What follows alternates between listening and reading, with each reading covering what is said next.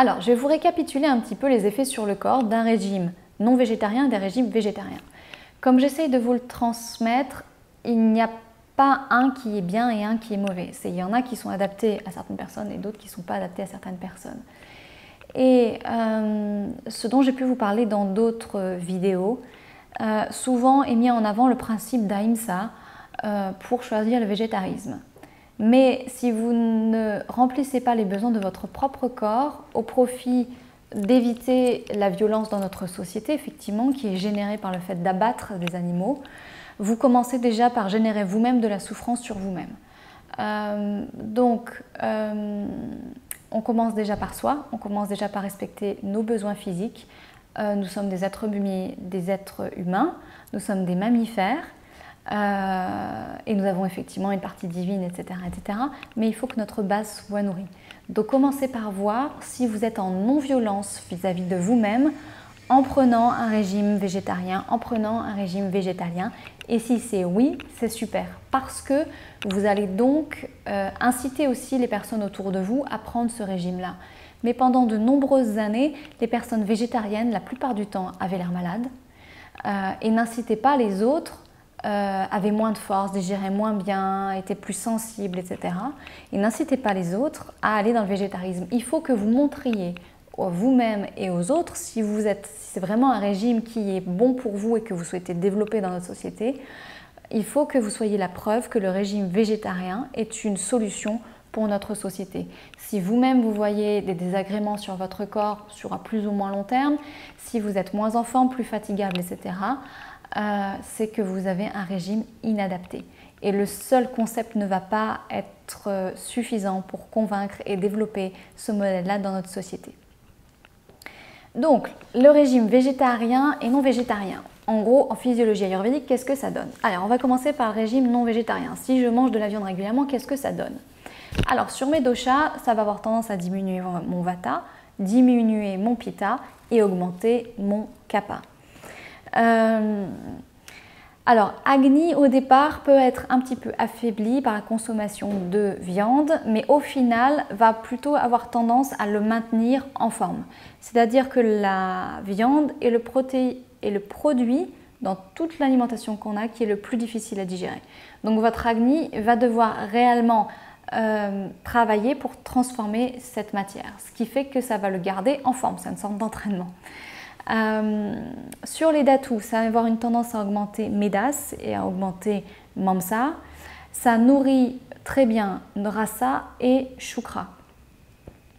Dans les malas, ça augmente la quantité de mala, donc vous allez avoir plus de sel, plus d'urine, plus de sueur.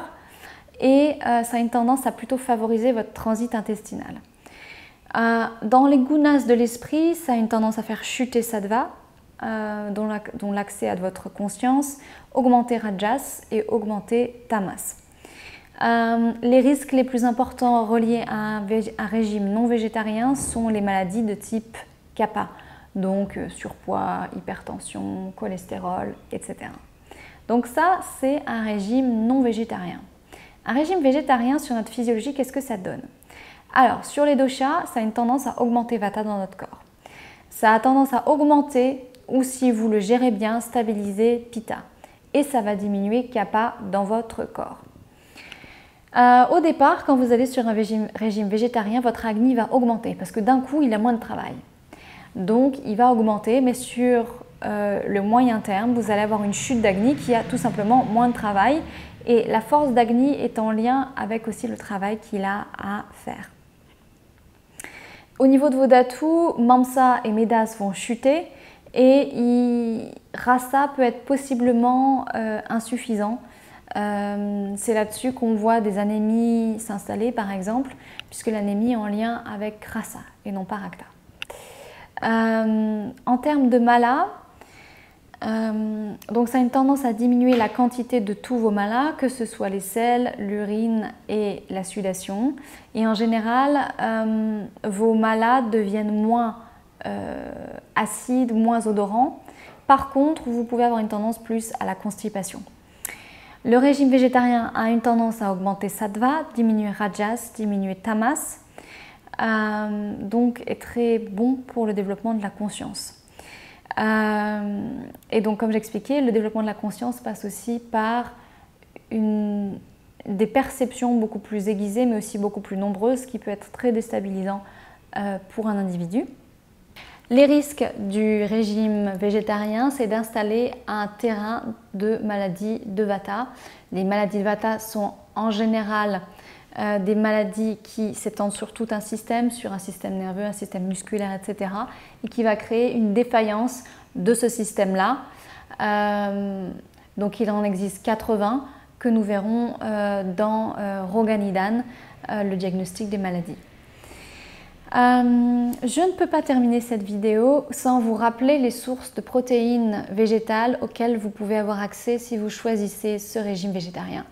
Et il va falloir que vous les connaissiez par cœur et que vous les utilisiez plusieurs fois par jour pour avoir un régime qui est équilibré. Donc, vous avez toutes les graines de courge, graines de lin, graines de tournesol, graines de sésame, qui sont d'excellents apports en protéines, mais aussi en minéraux. Les oléagineux tels que les noix, les amandes, qui en plus contiennent beaucoup de calcium, comme j'ai pu vous en parler. Les légumineuses, les fèves, les lentilles, le moong dal, les pois chiches, les haricots rouges, les pois cassés, etc. Les préparations à base de soja telles que le tofu et le seitan. Et dans l'idéal, il serait bien que vous ayez 2 portions par jour et avec des céréales. Ainsi, vous aurez tous vos acides aminés. Traditionnellement, on fait protéines végétales plus céréales afin d'avoir un régime qui est équilibré, tel que 1/3 par exemple de légumineuses et 2/3 de céréales. Alors, si vous avez choisi de vous lancer dans le végétarisme, ce que je vous conseille, c'est de ne pas faire tout d'un coup. Hier, vous étiez carnivore et aujourd'hui, vous êtes végétarien. Essayez d'appliquer la règle des « je diminue mon apatya et j'augmente mon patya ». Alors, qu'est-ce que ça signifie? Ça signifie, on utilise ça quand on veut désintoxiquer une personne d'une substance. Donc, par exemple, je veux me désintoxiquer de l'alcool.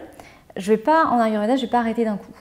Je vais augmenter la proportion de ce que je veux, de ce qui est bon pour moi. Par exemple, on utilise du jus de raisin, du lait, etc. qui va régénérer l'organisme. Donc j'augmente ça et je diminue au fur et à mesure ma quantité d'alcool. Donc c'est ce qu'on applique pour les changements de régime. Donc vous pouvez le faire plus ou moins rapidement, mais vous devez prendre le principe de, par exemple, je diminue la quantité de viande. Alors, j'en mangeais, mettons, 5 fois par semaine. La semaine d'après, j'ai pu en manger que 3 et la semaine d'après, plus que 2, etc. Et pendant ce temps-là, je vais augmenter la quantité de protéines végétales que je vais incorporer dans mon alimentation. Ce qui va vous permettre de ne pas créer de rupture brutale pour votre corps, de vous préparer psychologiquement et de commencer à prendre les habitudes d'un régime végétarien. Donc ça peut être fait sur 1 mois. Vous pouvez passer d'un régime. Quand vous faites ça rapidement, vous faites ça en 1 mois à peu près, à plusieurs mois, 3-4 mois, où vous enlevez petit à petit ce que vous souhaitez arrêter de manger au profit de la découverte du régime végétarien et de toutes ses qualités. Voilà, j'espère que cette vidéo vous a permis de comprendre si le régime végétarien vous était adapté ou non et aussi de pouvoir ensuite le conseiller ou le déconseiller à un certain nombre de personnes qui vont venir vous consulter. À très bientôt.